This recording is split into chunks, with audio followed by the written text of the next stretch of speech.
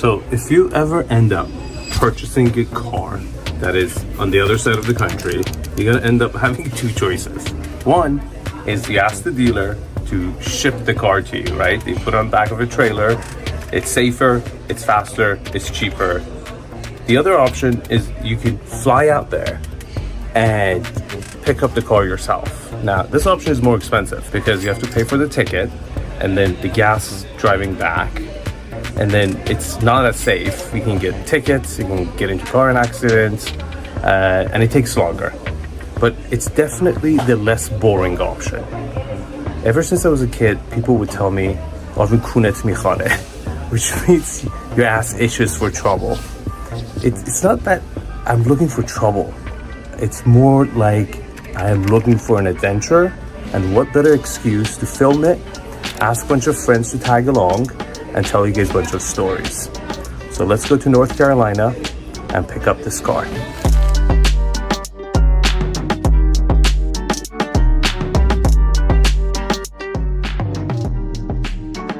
We're in Charlotte. And red-eye flight to Charlotte, North Carolina. Successful. Even though there was a baby sleeping next to me.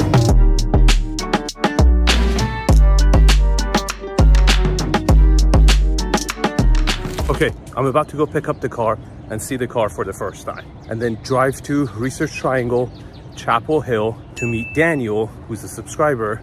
He's building his dream home and he needs my help. Now, I haven't told you guys something. This is not my first cross-country trip. I've done a trip going east about 20 years ago from San Diego all the way to Milwaukee. That took 5 days and a lot of things went wrong. This is like 2005, 2006, and I was driving a 1998 Mitsubishi Montero Sport. I got one flat tire, I got 2 tickets, and I killed 2 birds in Nebraska. This trip, this car is not brand new. It's much older. In fact, it's been garaged for the last 20 years. It has only done 2,000 miles, and I'm about to put it to a test of its life, driving it 2,400 miles in 5 days. And then I have left no room for freaking error, meaning I'm picking up a friend and dropping off a friend and picking up another friend, and they're all flying. They've got their tickets. So everything has to go perfectly. And it's really kind of dawning on me right now how optimistic this trip is planned. And it all depends on this car. It really has to perform. So let's go see the car. All right, here we are. Auto Barn, Concord, North Carolina. Let's go meet Dino. Wow, this place is huge.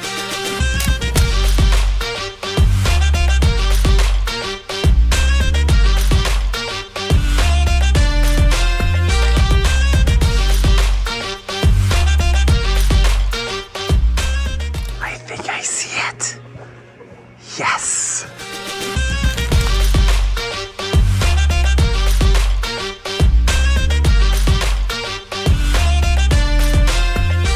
This is mine. Is that yours? Yes. Congratulations.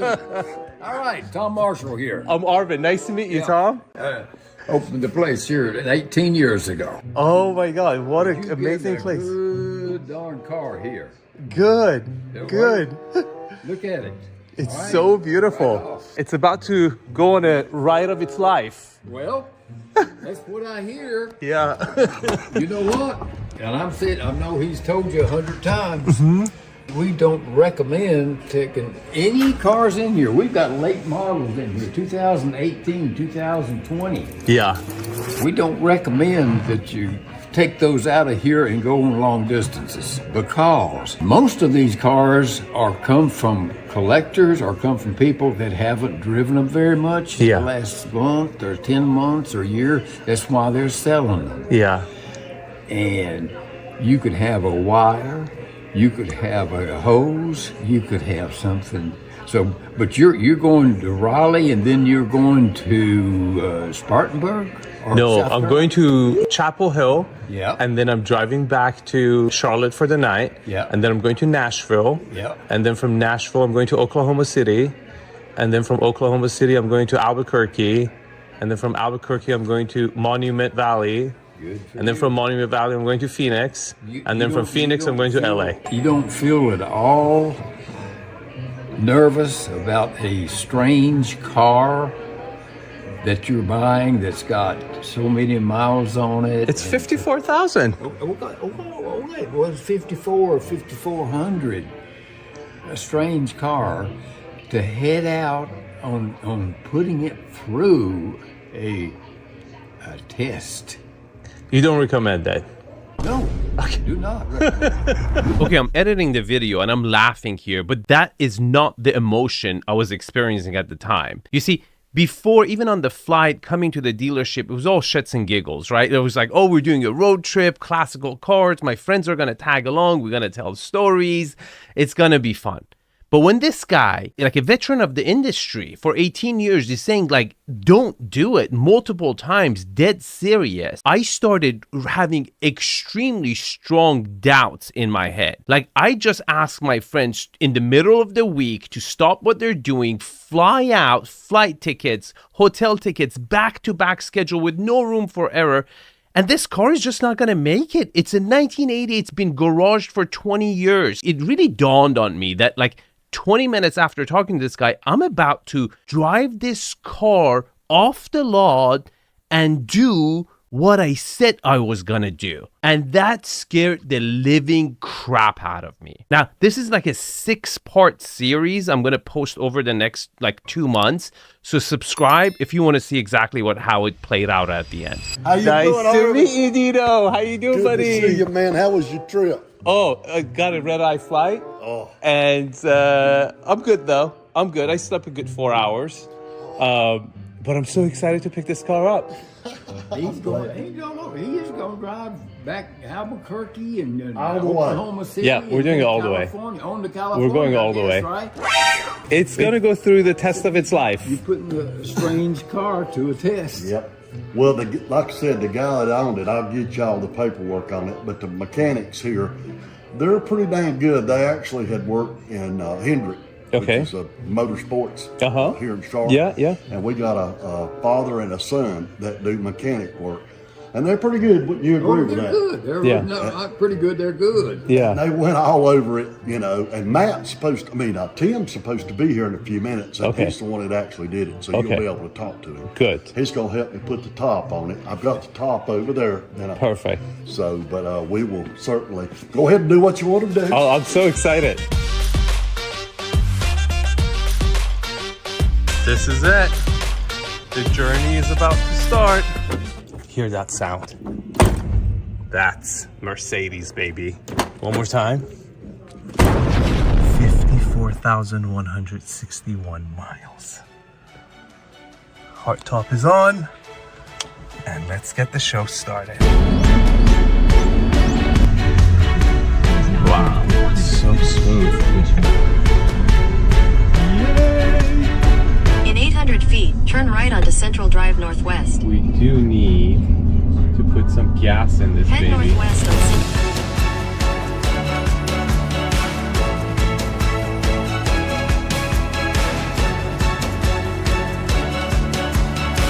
I see gas station. Let's go fill up this sucker. So I just realized this is the first time I'm pumping gas in about maybe 4 years because I've had a Tesla, and it brings me to another point where I'm going from a fully autonomous driving to not even a back view camera. Gas prices are not expensive in North Carolina. That's a good thing. Let's see how many gallons actually this baby takes. I think it had a couple more gallons in there too. So I think it gets around 16, 17 gallons. And supposedly they do 18 miles per gallon. So let's see how it performs.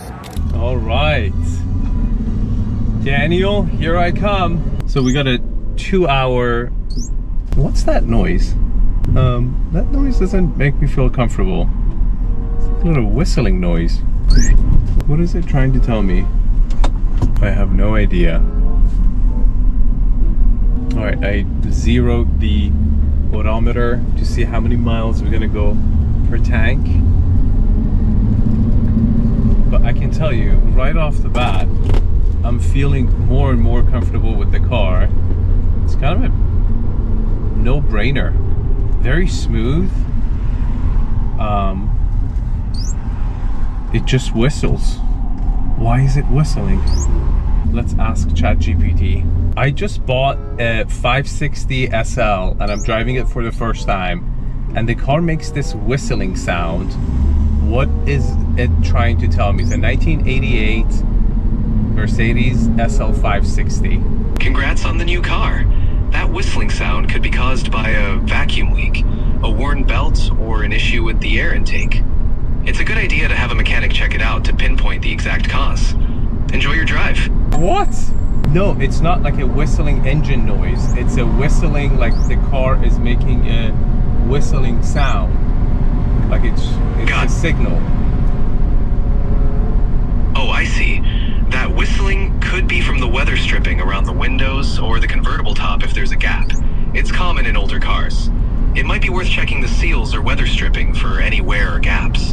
Auto Bar Classic Cars is Dino. How may I help? Hey Dino, it's Arvin. How are you? I'm good, brother. How about you? There's this like the car makes this whistling noise, like as if it's like a signal it's trying to give me. Can you hear it? What is that? Like it seems like it's like it's a warning signal or something. It's like it sounds like a tiny whistle. Can you tell where it's coming from? The noise. The dashboard. The dashboard. It's coming from the dashboard. Yeah, like like all the stuff in front of me. Did you hear that? I heard a beep. Yeah. Yeah. What is that beep? Not sure. It doesn't have any lights No. on the dash. No. So say it again. What is the whistle? What is the? Look at that file folder. There is a brochure on the Buzzbuster that comes in that car from the radar detector. Ah, that's the whistling noise. I'm like, That's it. that's what it is. It's a cop radar detector. That's what it is. All right, hour in. And pretty smooth. The steering is very responsive. Very, very responsive. Besides the continuing whistling sound, there you go. There is nothing to report. Very smooth car, easy to drive, and it's a roadster, you know, great for cruising. We're halfway to Chapel Hill, and we should be there in another hour. I might stop somewhere to get some food because I'm starving. All right, we're getting close to Chapel Hill. I've been fascinated by what's been happening in real estate in Research Triangle.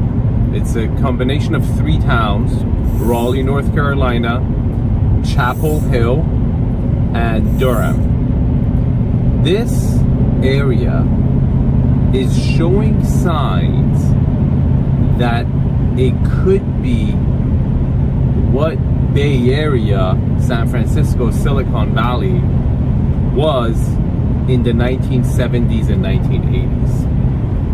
So I've been studying this area for at least 2.5 years.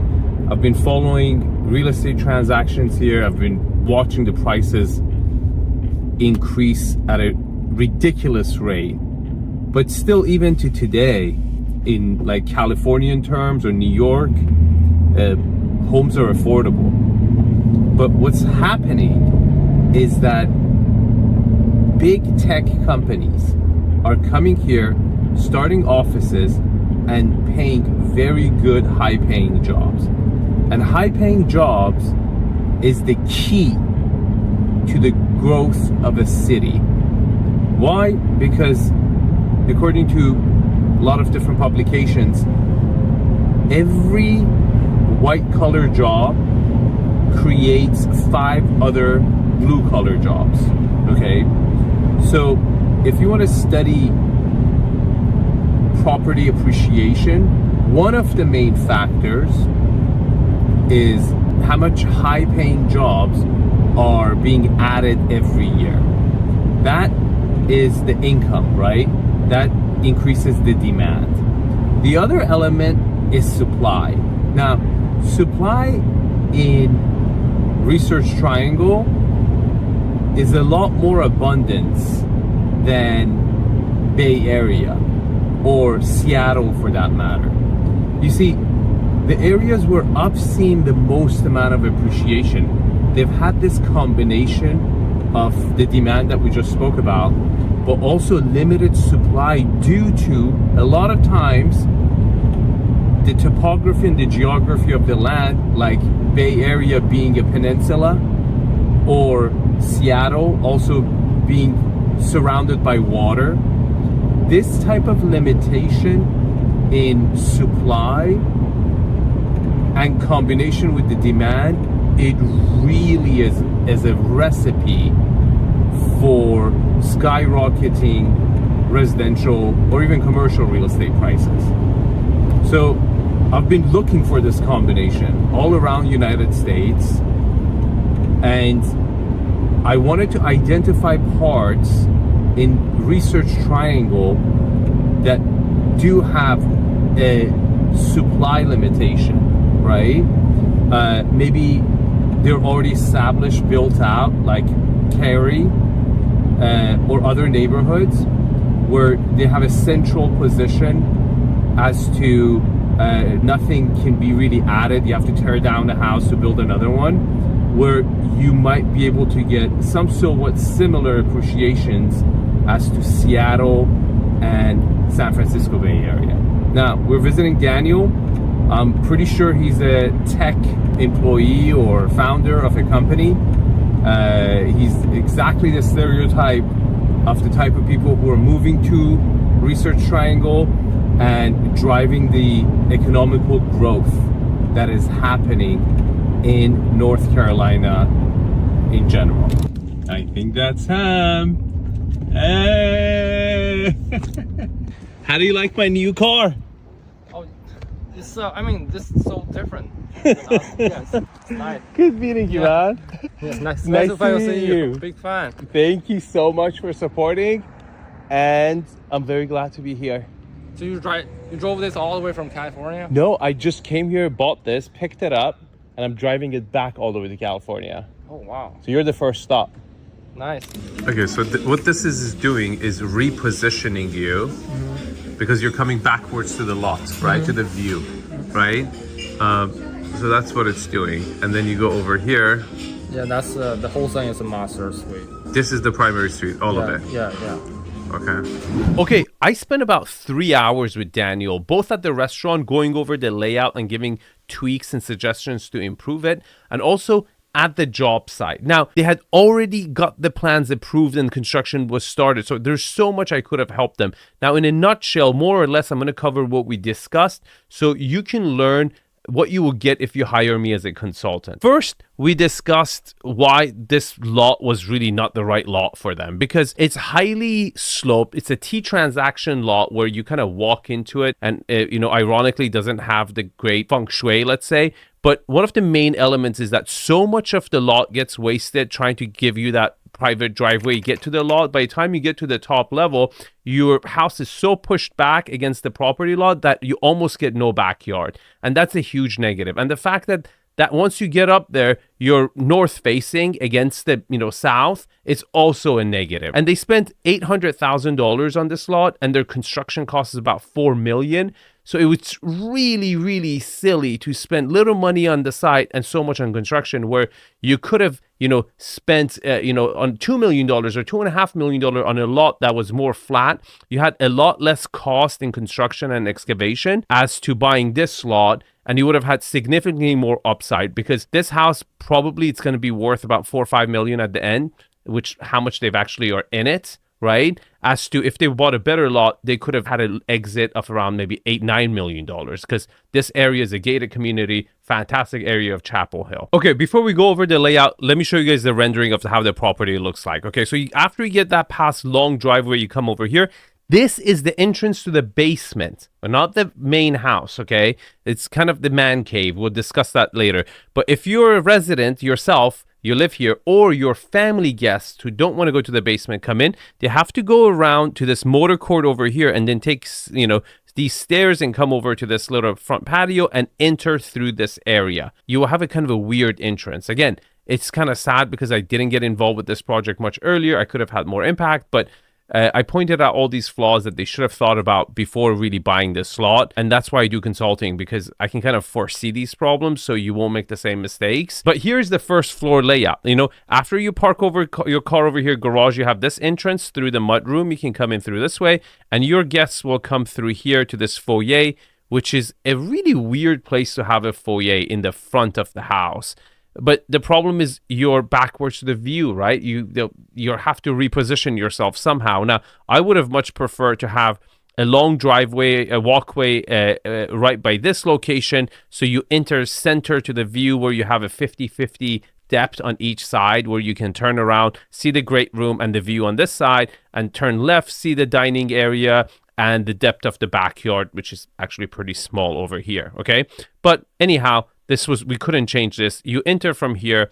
The couple things that I knew I could help right away was having two dining rooms right next to each other. I mean, this was really, really silly because, what are you going to do after you finish dinner, right? You need a place immediately right next to you to hang out. And the two options I gave is that you could either turn this area into, you can put a kind of a breakfast nook over here in this area, and have it make this into a seating arrangement, right? And then you have a breakfast nook over here, and you can have a TV over here, where this becomes more of a family living, and you put the formal dining over here.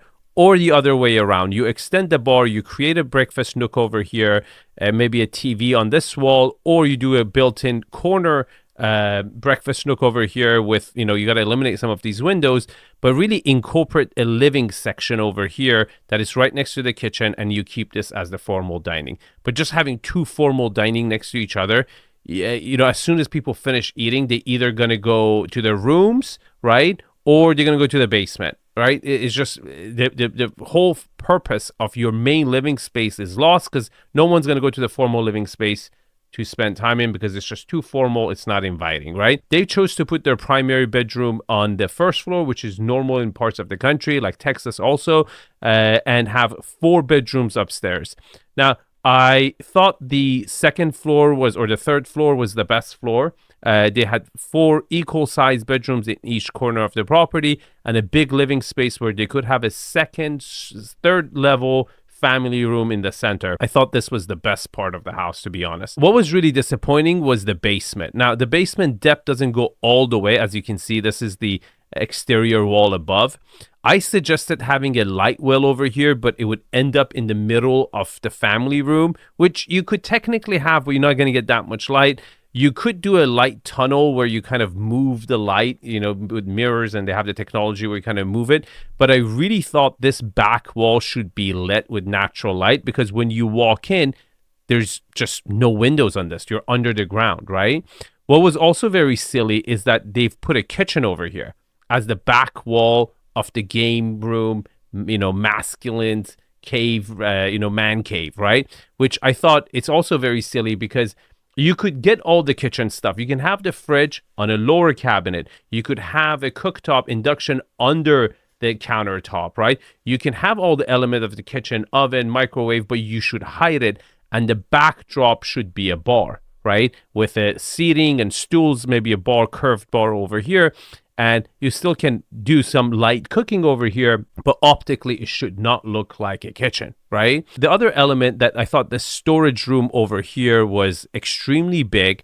And then the part that the sauna and the steam room were really on an interior wall with no windows was really, really silly. You really should expose that to the outside, and, you'll have a way better spa experience. And, I suggested to also move that elsewhere. Now, the theater room, I thought the entrance to the door was very inconvenient, right? It's kind of a weird place to enter the theater room. So I thought maybe, barn doors will be better if they're soundproof. And this room, I couldn't figure out why they had it. Overall, their design was very, curated for them. It was their dream home. And a ton of time, that's where I see the biggest problems, because you really start building for yourself and not considering resale value.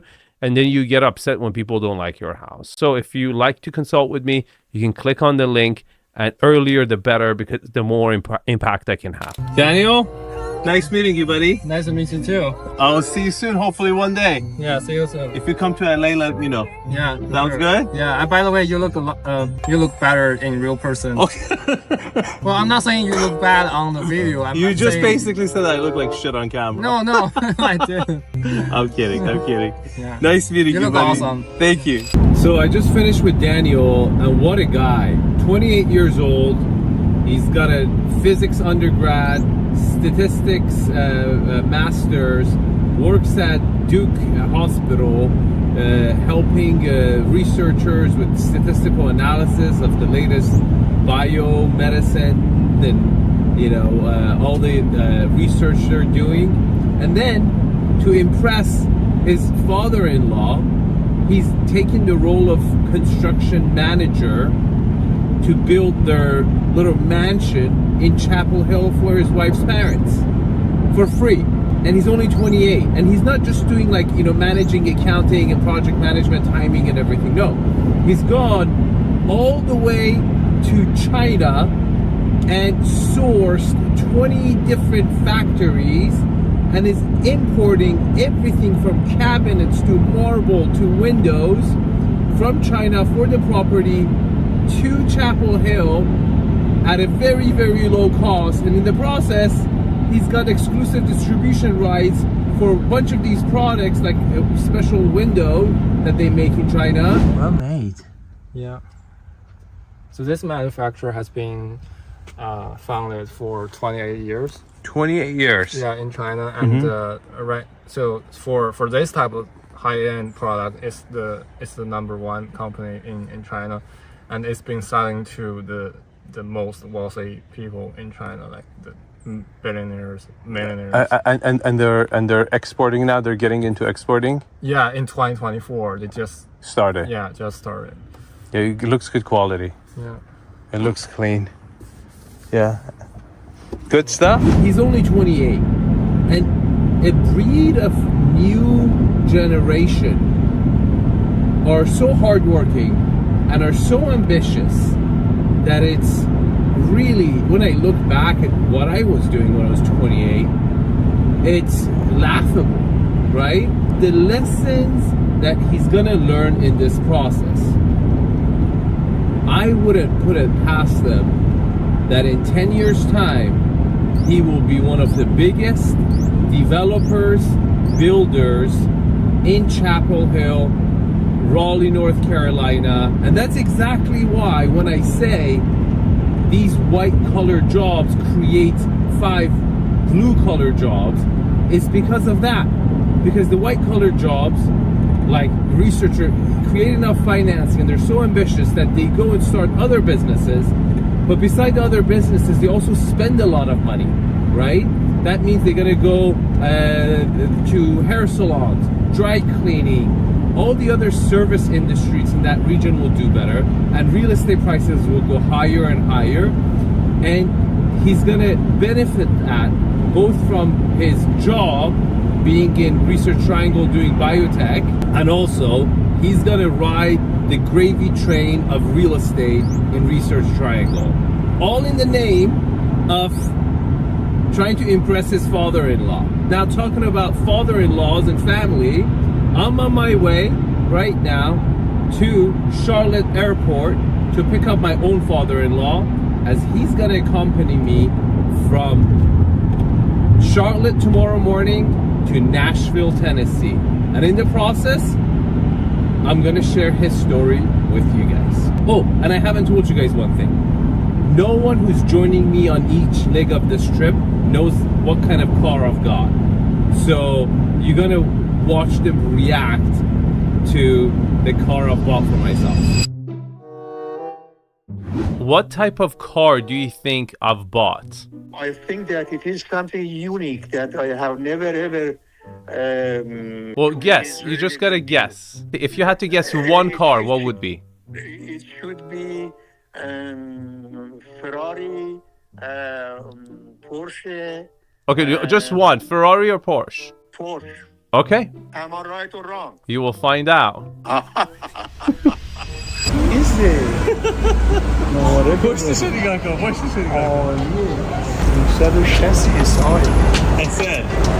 Thanks for watching, and I'll see you guys in the comments.